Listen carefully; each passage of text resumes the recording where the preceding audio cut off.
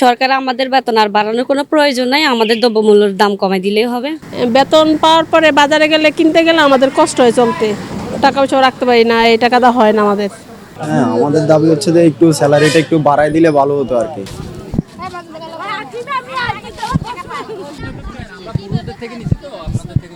যাদের শ্রমে ঘরে অর্থনৈতিক চাকা তারা কেন এতটা অবহেলিত? দর্শক, এই প্রশ্নের উত্তর কি আছে আপনার কাছে? বলছিলাম দেশের প্রধান চালিকা শক্তি পোশাক শ্রমিকদের কথা।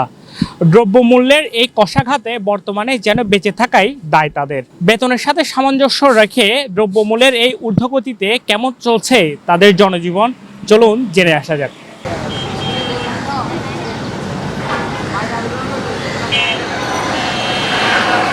আমাদের তো অনেক কষ্ট হয় এই বেতন নিয়ে, চলা যায় না তো, সংসার চলে এই বেতন দিয়ে। ঋণ করতে হয়, এগুলা কি আমাদের হচ্ছে যে বেতন পাই, ঋণ করে এগুলা চাকরি করে আবার হচ্ছে হয়, ঋণটা থাকি যায়, এই বেতন বসা না তো, হয় না তো। এখন মোটামুটি আমাদের একটু চলতে কষ্ট হচ্ছে আর কি টুকটাকে। এখন কি করবো আর, যেহেতু চাকরি পাওয়া যাচ্ছে না সেহেতু তো করা লাগতেছে। এখানে আমরা চাকরি করতেছি, যেগুলো পাচ্ছি ওগুলো দিয়ে চলতে একটু কষ্ট হচ্ছে, তবুও তো করা লাগবে আমাদের। অনেক কষ্ট তো হয়ে যাচ্ছে, হয়ে গেলেও তো কিছু করার নাই। আমাদের ইনকাম যতটুকু হয় ইনকামের বাইরে আরো বেশি হয়ে যাচ্ছে।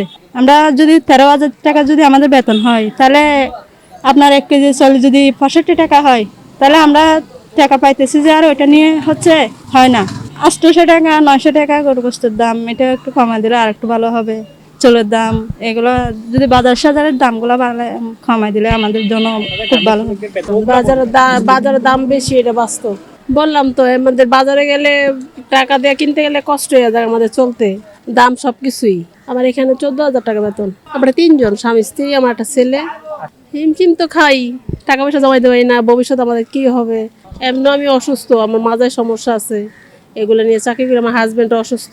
আমাদের যে বর্তমান বাজার মূল্য আছে বা দ্রব্যমূল্য আছে, ওইটার অনুযায়ী অ্যাকচুয়ালি ওই যে স্যালারিটা ওইটা দিয়ে আমাদের হয় না। অবশ্যই এটার মাধ্যমে যদি সরকারের কাছে আবেদন জানানো হয়, যে আগেও জানানো হয়েছে আমাদের বেতন যাতে 24 থেকে 25,000 টাকা করা হয়, কিন্তু তা করা হয় না। তা করছে যে আপনার 13, 14, 15, এটা দিয়ে অবশ্যই একজনের গার্মেন্টস শ্রমিকদের সংসার চালানোটা অনেক কষ্টকর হয়ে যায়। তো কারণ দেখা যায় আমি আমার যে একটা ইন্স্যুরেন্স বা আমি দেখা যায় মাসে আমার একটা খরচ করতেছি, যে আমরা ধরুন 4 থেকে 5,000 টাকা গড় ভাড়া বা 7-8 টাকা খানা খরচ মিলে 10-12,000 টাকা আমার একটা খরচ হবে। আমি আমার ছেলে সন্তানের জন্য বা আমার ফ্যান যেগুলো আমার টাকা প্রয়োজন, যে আমি বেশ আপনার সেভ করে রাখবো, ওই যে সেভটা আমি ভবিষ্যতের জন্য করতে পারতেছি না। বর্তমান যুগে আমি এটা নিয়ে চলাফেরা করতে আমার অনেক হিমচিম খেয়ে যায়।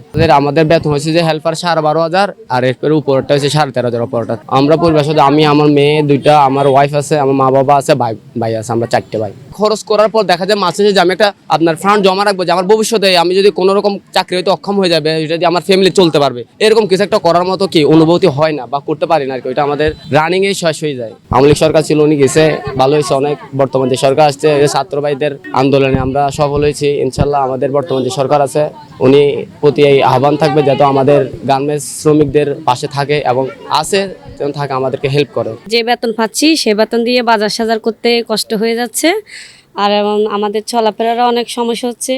বাচ্চা কাচ্চা আছে, ওদেরকেও পড়ালেখার প্রবলেম বেশি। 1 কেজি চাউল কিনতে গেলে তবে অন্য কিছু কেনার মতো টাকাও আমাদের থাকে না।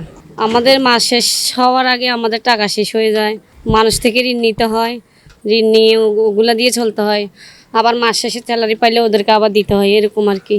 এই যে আমরা তো চাই আমাদের সরকার আমাদের বেতন আর বাড়ানোর কোনো প্রয়োজন নাই, আমাদের দ্রব্যমূল্যের দাম কমাই দিলেই হবে, এতে আমরা খুশি। গার্মেন্টসে তো এক ধরনের পরিশ্রম, বা আমরা তো পাচ্ছি না, কারণ ওয়ার্কার সবাই তো আর এক না। কেউ হয়তো আন্দোলন নিয়ে থাকে, কেউ হয়তো ভয়ে কথা বলে না, ওইরকম আর কি। এখন জাস্ট আমারটা নিয়ে হচ্ছে যে আমার হচ্ছে না, অন্যরা যদি হইতে পারে তখন ওদের সাথে আমারও তাল মিলে থাকতে হবে, এরকম আর কি। জাস্ট আমাদের তো হচ্ছে না, আমাদের করার তো কিছুই নেই, মুখ বন্ধ করে সব সহ্য করতে হয়, এটাই আর কি।